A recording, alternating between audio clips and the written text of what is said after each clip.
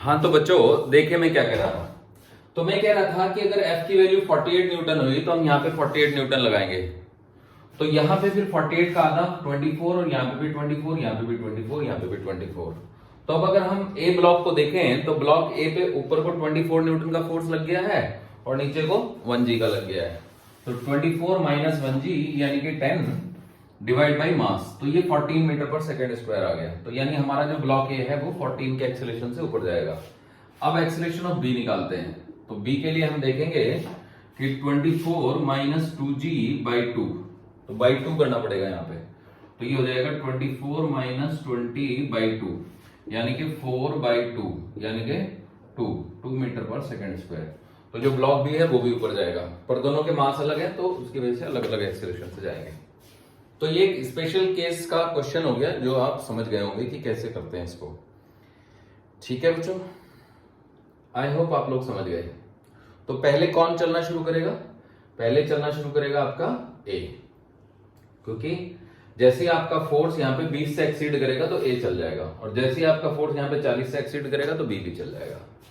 ठीक है, तो इस तरीके से ए और बी के एक्सेलरेशन आप निकाल सकते हैं। तो अब मान लीजिए कि मैं यहां पे F को लिख दूं, F is equal to some constant into t, यानी कि 2 इंटू टी न्यूटन। और मैं आपसे कहूं कि भाई A के एक्सेलरेशन का ग्राफ बनाओ, what is the acceleration of A। तो आप कहेंगे, देखना आप ध्यान से, F is equal to 2t। तो for A acceleration of A के लिए आप कहेंगे 2t माइनस 10 डिवाइडेड बाई 1, यानी कि this is just 2t minus 10, है ना। और ये तभी वैलिड है जब t ग्रेटर देन 5 है। समझ गए ना बच्चों, क्योंकि t लेस देन 5 के लिए 0 है। तो अब एक्सेलरेशन ऑफ a को अगर आप लिखेंगे तो आप लिखेंगे acceleration of a will be 0, है ना, for t less then 5, 0t 5, and it will B 2 into में t minus 5 2t minus 10 for t greater than 5, okay, और इक्वल टू 5, क्योंकि जैसे ही आप 5 डालेंगे तो ये आ जाएगा आपका। तो अब ये जो 2t माइनस 10 है ना, ये एक स्ट्रेट लाइन है। तो अगर आप इसका ग्राफ बनाएंगे, है ना, यहाँ पे मान लो टाइम ले लिया और यहाँ पे आपने एक्सेलरेशन ऑफ ए ले लिया, तो ये 5 से शुरू होगा। अब इसका स्लोप 2 रहेगा, तो ऐसे जाएगा ये ग्राफ, समझे। तो इसका स्लोप 2 है, स्लोप इज इक्वल टू 2, यानी अगर इस लाइन को मैं पीछे खींचूं तो ये लाइन यहाँ पे काटेगी -10 पे, समझे। y इंटरसेप्ट -10 हो गया। तो इस तरीके से एक का ग्राफ बन जाएगा। अब अगर हमें b का बनाना हो तो देखो b के लिए कैसे करेंगे। तो एक्सेलरेशन ऑफ b का अगर मुझे ग्राफ बनाना है तो एक सेकंड, थोड़ा गड़बड़ हो गया बच्चों, जस्ट ए मिनट, मिस्टेक। क्योंकि यहाँ पे 2t है ना, तो यहाँ पे तो जो फोर्स डेवलप होगा ना वो tt होगा। यहाँ पे फोर्स डेवलप होगा t, यहाँ पे भी t। तो अगर मुझे एक्सेलरेशन ऑफ a लिखना है तो acceleration of a will be t minus 10 by 1, यानी कि acceleration of a is equal to t minus 10। और ये तभी वैलिड होगा जब t ग्रेटर देन 10 होगा। तो 10 सेकंड पे उठेगा ये, समझे बच्चों। तो कुल मिला के हम अगर इसका फंक्शन लिखें एक्सेलरेशन ऑफ a, तो हम लिखेंगे it will be 0 for 0 less than t less than equal to 10, and it will be t minus 10 for t greater than 10। ये ऐसे बनेगा। तो अब इसका सही से ग्राफ मैं बनाता हूं, देखिएगा, इधर से बना देते हैं। ये एक्सेलरेशन ऑफ a हुआ, so it will start from 10 and it will end at 10। this is -10 and this is 10 and this is time। Slope इसका 2 है, यानी अगर ये थीटा है ना तो tan थीटा की वैल्यू है 2, यानी कि थीटा की वैल्यू है tan इनवर्स, स्लोप 1 है, slope is 1, so tan theta is 1, so theta is equal to tan inverse 1 which is actually 45 degree. तो 45 का स्लोप आएगा। अब ये क्यों आया 45 का? क्योंकि पहले तो 2t था, अब जो है वो t है, तो t यानी जो t का कोफिशिएंट है वही तो स्लोप है, तो 45 का स्लोप बनेगा। अब हम बात करेंगे b की, तो मुझे लगता है आप समझ गए होंगे।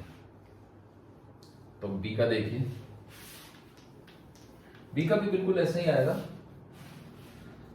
सो acceleration of B will be t minus 20/2। हाँ, यहाँ बाई 2 हो गया तो उसका स्लोप डिफरेंट हो गया। ओके, और ये कब तक है? जब तक t 20 से बड़ा है। तो 0 रहेगा अगर t 20 तक है, और t अगर 20 से बड़ा है तो फिर t माइनस 20/2।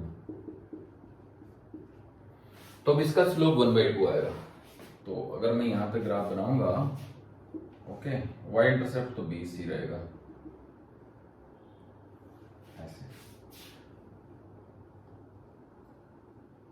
ओके बच्चों, और ये हुआ आपका a वाला, है ना। y इंटरसेप्ट इसका भी 20 ही है। इसका y इंटरसेप्ट कितना आया था? 10 आया था। नहीं, 10 तो इसका भी है, क्योंकि AB is equal to t/2 minus 10। So this is 10। ज्यादा बेटर हो मैं इसको ऐसे बनाऊं, क्योंकि ये 45 जैसा एंगल लग रहा है। ठीक है, B वाले को ऐसे बनाते हैं। सो this is acceleration of A and this is acceleration of B। ये है थीटा डैश जो कि है tan इनवर्स 1/2, और ये है थीटा जो कि है 45 डिग्री। अब दोनों का y इंटरसेप्ट जो है ये -10 है, क्योंकि एक्सेलरेशन ऑफ B तो ये आया, और एक्सेलरेशन ऑफ A क्या आया था? एक्सेलरेशन ऑफ A आया था हमारा 0, 40 less than 10 and t minus 10, 40 greater than 10। तो आप देख सकते हो कि ये 10 है, ये 20 है। तो ब्लॉक B चलना ही शुरू होगा कब? t इज इक्वल टू 20 पे, t माइनस 20/2।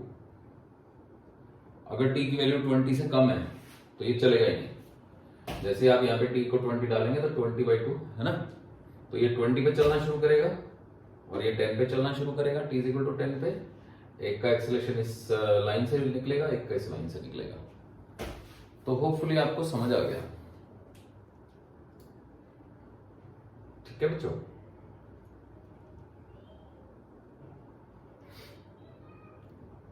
तो कोई दिक्कत हो तो बता दीजिए। देखो दोबारा से बता देता हूं मैं एक बार फिर से। क्या है कि अगर यहां पे फोर्स लग रहा है 2t का, तो इस 2t फोर्स के चलते यहां पे फोर्स डेवलप हो जाएगा t का, यहां पे डेवलप हो जाएगा t का। तो अगर मुझे इसका एक्सेलरेशन निकालना है तो ये तो 10 न्यूटन है, तो जब तक t की वैल्यू 10 से बड़ी नहीं होती ये हिलेगा नहीं। तो ये हमारा a का ग्राफ है ये वाला। तो इसमें ये कह रहा है कि भैया 10 सेकंड पे ये चलना शुरू करेगा।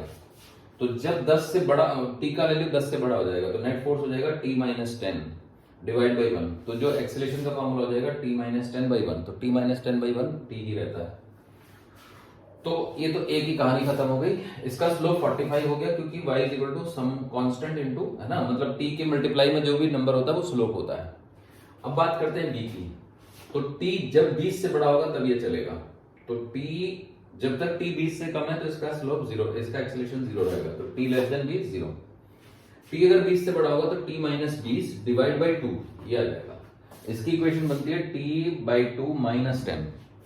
तो y इंटरसेप्ट इसका भी -10 ही हुआ।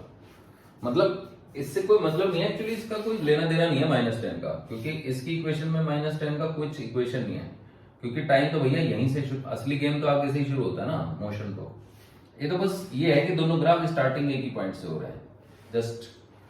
तो अब अगर मैं इसका स्लोप देखूं तो इसका स्लोप ऑटोमेटिकली कम आ गया, 1/2 आ गया। तो इसमें थीटा डैश जो है वो tan इनवर्स 1/2 है, इसमें थीटा जो है वो tan इनवर्स 1 है। तो tan इनवर्स 1 45 होता है। तो अब मुझे लगता है आपको ये समझ आ गया होगा। ठीक है, तो ये था हमारा एक अच्छा सवाल। अब हम आगे बढ़ेंगे और आपको देंगे एक और सवाल, देखिएगा। अब कुछ क्वेश्चंस करते हैं हम लोग स्प्रिंग पे बेस्ड, स्प्रिंग वाले questions.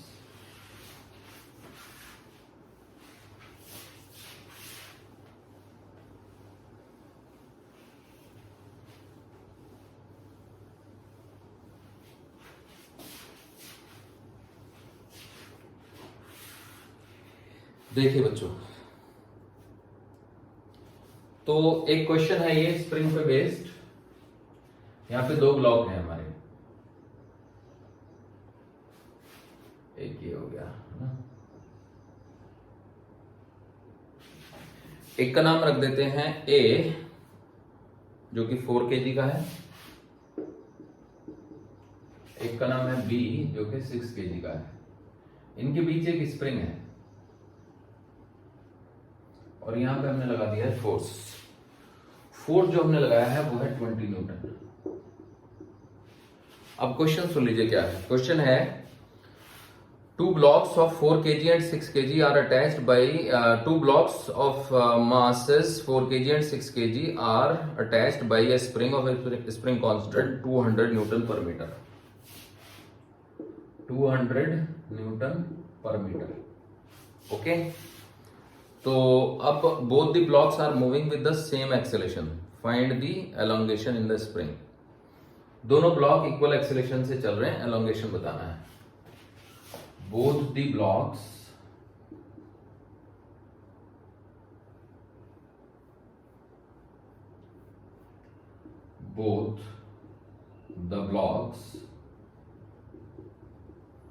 are moving with equal accelerations, है ना।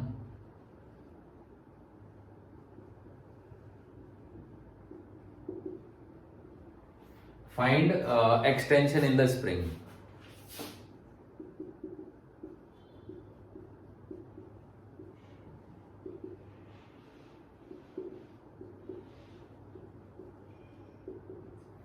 अब स्प्रिंग कैसे काम करता है ये मैं समझा देता हूं आपको। देखो, जैसे ये एक स्प्रिंग है बच्चों, तो इस पे अगर आपने इधर को फोर्स लगाया F और यहां पे भी फोर्स लगाया F, या फिर इसको आप किसी चीज से बांध दो या दोनों तरफ इक्वल फोर्स लगाओ, तो अगर इसकी पहले नेचुरल लेंथ थी L0, तो इसकी लेंथ जो है ना बढ़ जाएगी। मतलब तो पहले अगर नेचुरल लेंथ थी L0, मतलब पहले ऐसा था जब आप फोर्स नहीं लगा रहे थे, L0 लेंथ था, समझे। अब ये थोड़ा बड़ा हो गया और इसकी लेंथ हो गई L0 प्लस एक्स। देख रहे हो, पहले था L0, अब है L0 प्लस एक्स। तो जब बड़ी हो गई इसकी लेंथ, तो क्यों बड़ी हो गई? क्योंकि खींचा ना आपने इसको। तो इसमें जो फोर्स आप लगा रहे हो ना वो x के प्रोपोर्शनल होगा, या जो x इसमें डेवलप होगा वो फोर्स के प्रोपोर्शनल होगा। तो F is equal to K into x लिख देंगे।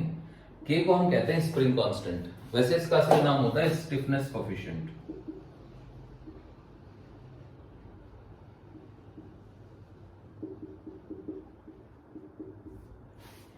K is known as spring constant और it is also called stiffness coefficient। तो ये केस बेसिक प्रिंसिपल होता है स्प्रिंग का। और स्प्रिंग कांस्टेंट, स्प्रिंग कांस्टेंट भी खूब चलता है नाम, ठीक है।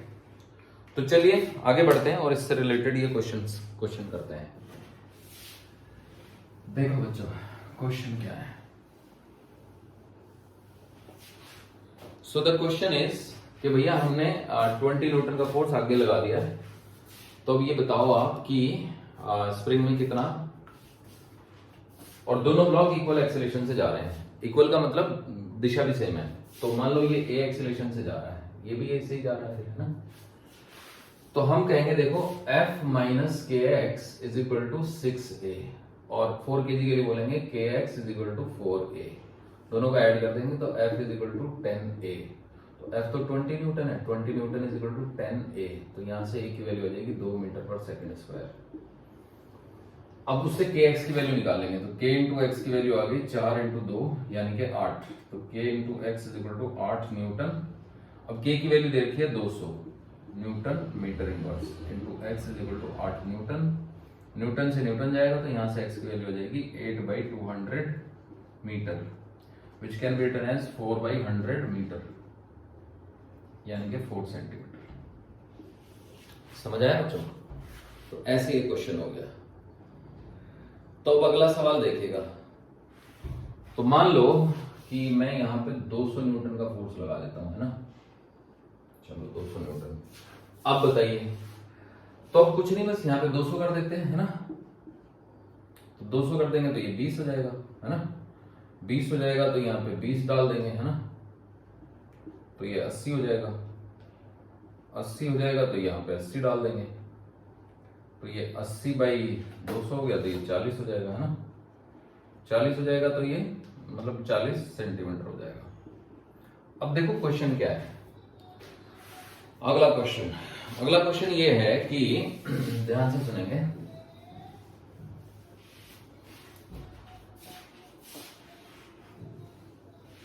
मान लो कि जो ब्लॉक ए है वो जा रहा है 30 के एक्सीलरेशन से toward right. If block A is moving towards right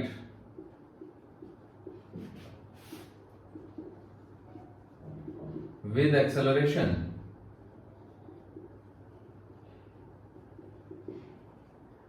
(30 meter per second square) है ना, at any instant, then find acceleration of, if at any instant कर देता हूं उसको ना, if at any instant, यदि किसी क्षण ब्लॉक बी 30 मीटर पर सेकंड के एक्सीलरेशन, ब्लॉक ए 30 मीटर पर सेकंड के एक्सीलरेशन से राइटवर्ड जा रहा है, तो उस ही इंस्टेंट पे, उस क्षण, then find acceleration, ACCLE, acceleration of block B at that instant. उस इंस्टेंट पे ब्लॉक बी का एक्सीलरेशन बताइएगा। तो देखो ये बड़ा ही बढ़िया सवाल हो गया, खतरनाक सा। तो अब हमें इसको करना है, ठीक है। तो चलिए let us do it. Okay, तो देखो ये हो गया हमारा ब्लॉक बी ए 4 kg का, और इस पे फोर्स लग गया kx। जब ये इधर जा रहा तो kx मतलब स्प्रिंग हमारा खींचा हुआ होगा, तो खींचा हुआ स्प्रिंग इसको इधर खींच रहा होगा, समझ रहे बच्चों। तो अगर खींचा हुआ स्प्रिंग इसको इधर खींच रहा है तो हम बोलेंगे कि देखो जी, नीचे को तो 4g हो गया, ऊपर को na हो गया, तो na का 4g का कोई लेना देना नहीं है, क्योंकि तो वर्टिकल फोर्स है। तो k into x is equal to ma, m is 4 and aa is 30, so it is 120 Newton. तो इसका मतलब kx की वैल्यू 120 न्यूटन होगी। अब हम ब्लॉक बी का बना लेंगे एफबीडी, ये एफबीडी ऑफ ए था, समझ रहे बच्चों, एफबीडी ऑफ बी। अब ये बी बन गया, इस पे आगे को 200 न्यूटन लग रहा है, पीछे को kx लग रहा है जो कि 120 है ना, और 6 kg इसका मास है। नीचे को 6g लग रहा है, ऊपर को nb लग रहा है। nb जो है वो 6g को बैलेंस कर देगा, क्योंकि दाएं बाएं तो इसको जाने नहीं है। तो हम लिखेंगे, देखो जी, 200 minus kx is equal to mb into ab, है ना। इसको भी m में लिख लो, ma इंटू aa। kx तो 120 है, तो 200 minus 120 is equal to 6 into में ab। तो ये हो गया 80, ab इज इक्वल टू आ गया आपका 80/6, यानी कि AB की वैल्यू आ गई 40/3, जिसको कि आप कह सकते हो 13.33 मीटर पर सेकंड स्क्वायर टुवर्ड्स राइट। समझ गए बच्चों। तो ऐसा हो सकता है कि ये 13.33 के एक्सीलरेशन से राइटवर्ड जा रहा हो। अब आपको सर ये क्या गेम हो गया, इसमें एक्सीलरेशन ऑफ ए और एक्सीलरेशन ऑफ बी अलग कैसे आ गए। तो ये 40 आ गया है ना, 30 आ गया टुवर्ड राइट, और ये कितना आ गया, ये 13.33 आ गया। ऐसे हो कैसे गया भैया, ऐसा हो जाता है क्योंकि स्प्रिंग लगा हुआ है ना बीच में, यही तो फर्क है। तो इसमें आप दोनों को ए और बी को सिस्टम नहीं ले सकते हो, क्योंकि दोनों के एक्सीलरेशन डिफरेंट है। फिर क्या कर सकते हैं, तो सेंटर ऑफ मास का ले सकते हैं। तो हालांकि सेंटर ऑफ मास मैंने अभी पढ़ाया नहीं आपको, तो इसलिए वो बताने पे आप हो सकता है परेशान हो जाओ या कंफ्यूज हो जाओ, लेकिन चलो एक बार को बता ही देता हूँ कोशिश करके क्या रखा है इन बातों में। देखो, एक्सेलरेशन ऑफ सीएम निकालना होता है ना, तो ma into AA plus MB into AB divided by MA plus MB, ये फॉर्मूला रहता है। तो MA है हमारा 4 इंटू 30, MB है हमारा 6, और उसका एक्सेलरेशन आया था 40/3 डिवाइडेड बाई 6 प्लस 4, है ना। तो ये तो 120 हो गया, ये भी कट गया, इससे ये 80 हो गया। तो 120 प्लस 80/10 यानी कि आ गया 20। अब 20 इसको आना ही था, क्यों बोला, दोनों का मास जो है वो जोड़ जाड़ के 10 है, तो ACM जो है वो हमारा अप्लाइड फोर्स 200/10 होना ही था, क्योंकि टोटल मास 4 + 6 है ना, सो दैट इज 20 मीटर/सेकंड² होना ही था ACM। तो ये भी आपने पढ़ा नहीं है कि सेंटर ऑफ मास क्या होता है, but I will teach you later. जैसे जैसे समय आएगा हमारा आगे बढ़ता जाएगा, मैं आपको सेंटर ऑफ मास भी बता दूंगा क्या है। ठीक है बच्चों, ये क्लियर हो गया? तो होपफुली आपको ये क्लियर हो गया।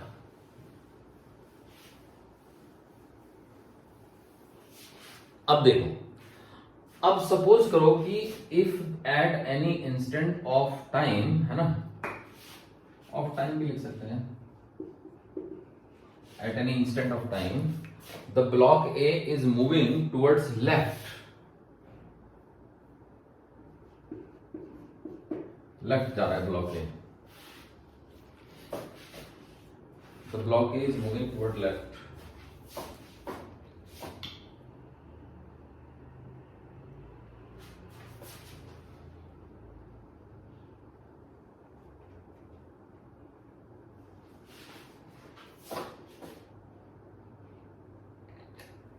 समझ रहे हो बच्चों? तो यहां पे आप लेफ्ट लिख लो, block A is moving toward left with acceleration 30 मीटर/सेकंड²। तो उस समय पे ब्लॉक बी का एक्सीलरेशन बताना है। तो क्या ऐसा पॉसिबल है? The answer is yes, quite possible. देखिए, ये मान लो ए हो गया, तो इसका मास 4 kg हो गया, है ना।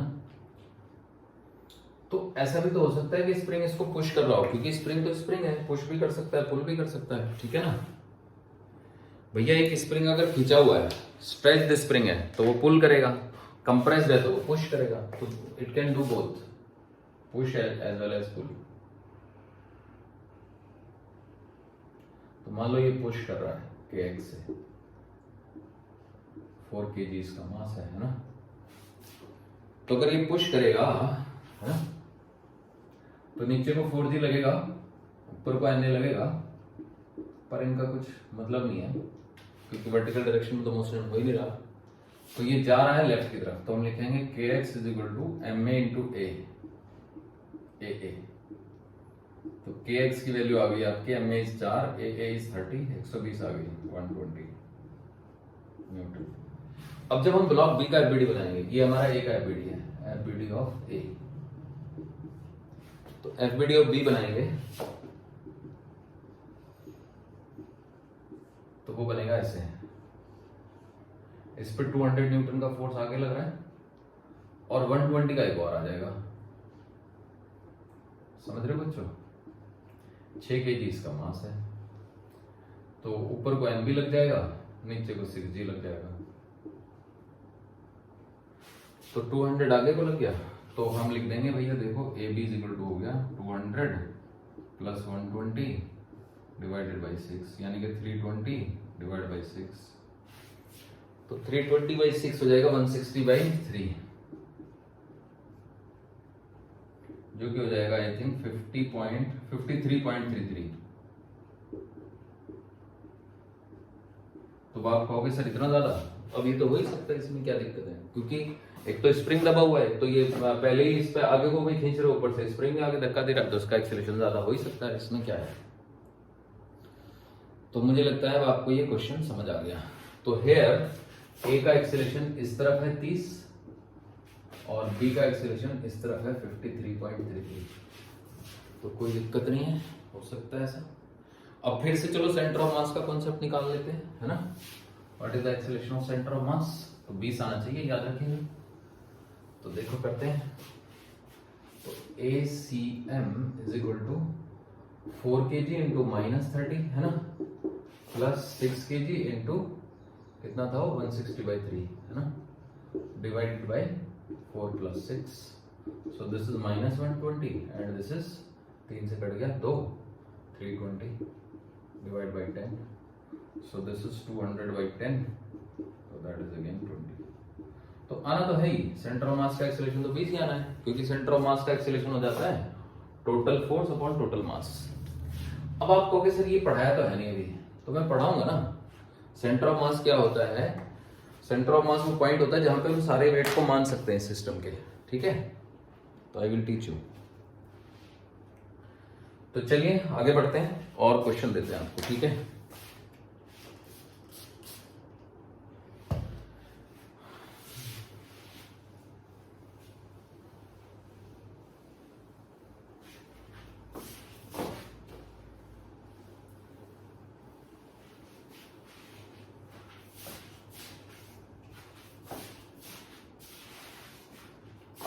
देखो बच्चों,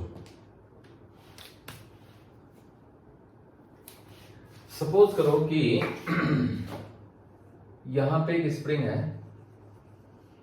और यहां पे एक ब्लॉक है और यहां पे एक स्ट्रिंग है, ठीक है। तो ये है ब्लॉक ए जिसका मास है 4 kg और ये है बी जिसका मास है 6 kg और ये स्प्रिंग है, इसका क्या है 200 न्यूटन मीटर इनवर्स। पहले जैसा ही सवाल हो गया, बट अब की बार ये लटके हुए हैं। तो यहां पे एक कैंची है,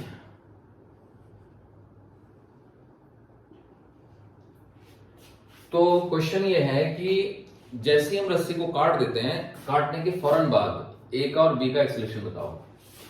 calculate acceleration of block A and block B just after cutting the string, है ना। स्ट्रिंग को काटने के फौरन बाद एक और बी का दोनों का एक्सेलरेशन बताओ। तो अब देखिए बताते हैं। तो इसमें जो है ना मेन कॉन्सेप्ट क्या है, द कॉन्सेप्ट इज